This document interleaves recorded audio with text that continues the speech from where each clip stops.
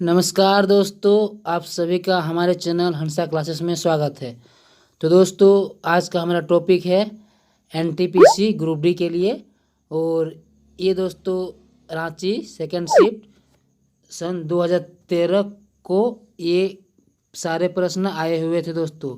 और दोस्तों ये मैथ से है दोस्तों, ठीक है, आरआरसी एग्ज़ाम का। तो दोस्तों आप शुरू से अंत तक देखें। तो आइए दोस्तों हम अपना क्लास शुरू करते हैं। तो दोस्तों हमारे पास पहला प्रश्न है कि 5000 का 5% कितना होता है। तो दोस्तों ये तो बहुत ही आसान है कि सबसे पहले हमको क्या करना है, इसका हमको 10% निकाल लेना पड़ेगा। तो 10% बराबर होता है दोस्तों 500 होता है। एक जीरो काट देंगे 10% में, ठीक है। तो अब 500 होता है, तो 5% ये 10% का आधा है, तो ये 500 का भी आधा हो जाएगा 5%। तो हमारा आंसर हो जाएगा 250 रुपीज़, ठीक है दोस्तों। अब अगले प्रश्न पे आते हैं। अब अगला प्रश्न दोस्तों हमारे पास कि बेमेल को चुने, अर्थात असंगत को चुनना है, ठीक है। तो उसका तरीका क्या है दोस्तों, हमको देखना है, इन चारों नंबर को ऑब्जर्व करना है, ध्यान से देखना है कि ये चारों नंबर किस तरह से यहाँ रखा गया है। तो ये दोस्तों चौथा नंबर का जो दोस्तों नंबर है 89 दोस्तों, ये एक अभाज्य संख्या है, और ये भी एक अभाज्य संख्या है, और ये भी एक अभाज्य संख्या है। जबकि दोस्तों ये आपका अभाज्य संख्या, तो ये भी है, नहीं सॉरी, ये अभाज्य संख्या नहीं है, ये 7 गुना 7 है, अर्थात ये 7 का वर्ग भी है, ठीक। तो इसीलिए हमारा जो आंसर हो जाएगा वो ऑप्शन नंबर 1, ठीक है दोस्तों। तो अब अगले प्रश्न पे आते हैं। अब अगला प्रश्न दोस्तों हमारे पास कि छोटी संख्या ज्ञात करना है। जैसे आप मेरे पास ये कौन नंबर का है, 12/15 और 18/21 और 25/28 और 32/35, ठीक है। तो इन चारों में से हमको छोटी संख्या ज्ञात करना है। तो दोस्तों मैं इसको आपको पहले लिख लेता हूँ, 12/15, 18/21 और आपका 25/28 और नेक्स्ट है 32/35, ठीक है। तो दोस्तों हमको ये अंश और ये हर दोनों के बीच डिफरेंस देखना है। कितना का डिफरेंस है, तो 3 का डिफरेंस है। इसमें भी दोस्तों 3 का डिफरेंस है, इसमें भी 3 का डिफरेंस है, और इसमें भी 3 का डिफरेंस है। जब दोस्तों अंश और हर में बराबर का डिफरेंस हो, तो दोस्तों जिसका अंश सबसे छोटा होगा वही हमारा सबसे छोटी संख्या होगी। तो यहाँ पर सबसे छोटा अंश वाला कौन है, ये 12 है दोस्तों। तो यही हमारा यहाँ पे आंसर होगा, सबसे छोटी। और अगर हमसे पूछा जाता कि बड़ी संख्या ज्ञात करना है, तो उसमें हमारा आंसर हो जाता दोस्तों ये 32/35, अर्थात ये, ठीक है। अब अगले में आ जाते हैं। अब अगला दोस्तों हमारे पास 37/35, 45/43 और 33/31 एंड 51/49, ठीक है।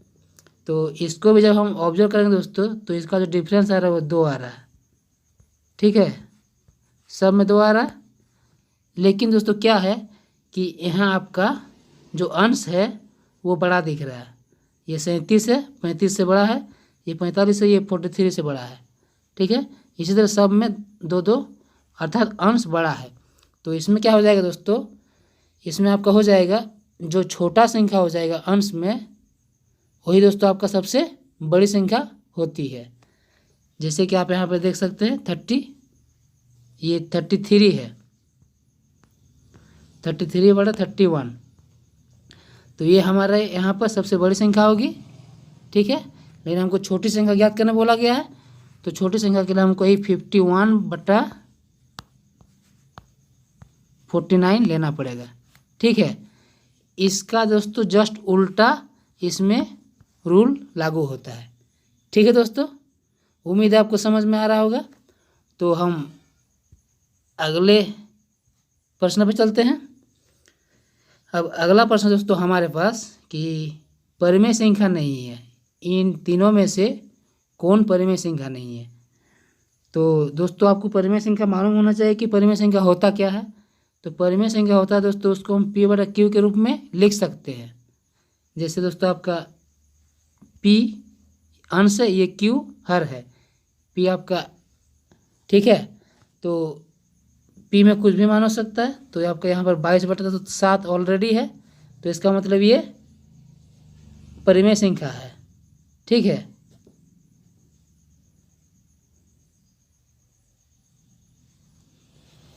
दोस्तों यहाँ पर ऑटो हम काट देते हैं, ठीक, परिमेय संख्या नहीं है, ठीक।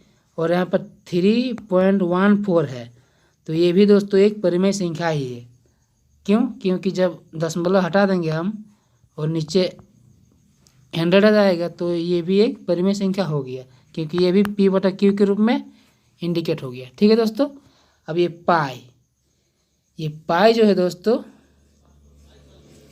यही हमारा परिमेय संख्या होता है, ठीक है।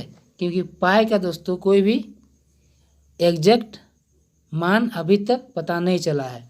लगभग हम लोग 22/7 इसको लिखते हैं या फिर 3.14 लिखते हैं, लेकिन पाई का एग्जैक्ट वैल्यू अभी तक पता नहीं है। तो पाई ही हमारे दोस्तों आंसर हो जाएगा, ठीक है दोस्तों। तो अब अगले प्रश्न पे आते हैं।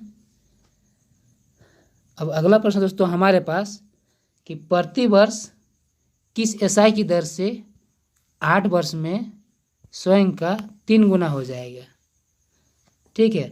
तो मान लीजिए दोस्तों मूलधन 100 रुपीज़ है और वो दोस्तों 8 साल में, ठीक, 8 ईयर्स में 3 गुना अर्थात 300 हो जाता है मिश्र धन। तो 300 होता है, तो दोस्तों दोनों के बीच डिफरेंस कितना है, 200 रुपया, अर्थात ये 200 रुपया हमारा ब्याज हो गया। तो ये मूलधन था 100 और 200 रुपये और ब्याज जुड़ गया, तो दोस्तों हमको कितना % ब्याज मिला, 200% ब्याज मिला। वो कै साल में, 8 साल में। तो जब 200 को 8 से भाग दे देंगे तो हमारे पास दोस्तों 25% आंसर आ जाएगा, जो कि ऑप्शन नंबर 1 में है, ठीक है दोस्तों। नेक्स्ट क्वेश्चन पे चलते हैं। तो नेक्स्ट प्रश्न दोस्तों हमारे पास कि 2 नल A और B एक टंकी को 24 और 36 मिनट में क्रमशः भर सकते हैं। तो A और B भरेगा, ठीक दोस्तों। इसको काट दिए हम, A और B भरेगा दोनों मिल के कितने मिनट में। A अकेले भरता है दोस्तों यहाँ पर 24 मिनट में और B भरता है 36 मिनट में। अब जब दोनों का हम एलसीएम लेंगे तो 72 हो जाता है, ठीक है। अब दोस्तों हमको A का एफिशिएंसी क्या है, A का एफिशिएंसी है जब वो 24 मिनट में भरता है लेकिन टोटल कम 72 है, तो उसका एफिशिएंसी हो गया 3। वो 1 मिनट में 3 काम करेगा, 24 मिनट में 72 करता है तो 1 मिनट में 3 काम करेगा, ठीक है।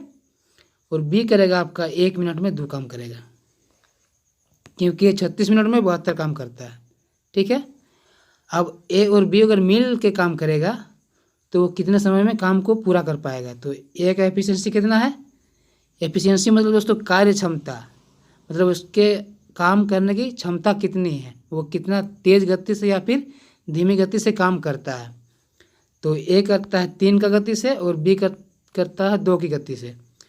दोनों को जब हम जोड़ देंगे 72/5 तो हमारे पास दोस्तों जो हो जाएगा वो 14.4 मिनट लगेगा, जो कि ऑप्शन नंबर 1 में दिख रहा है दोस्तों, ठीक है।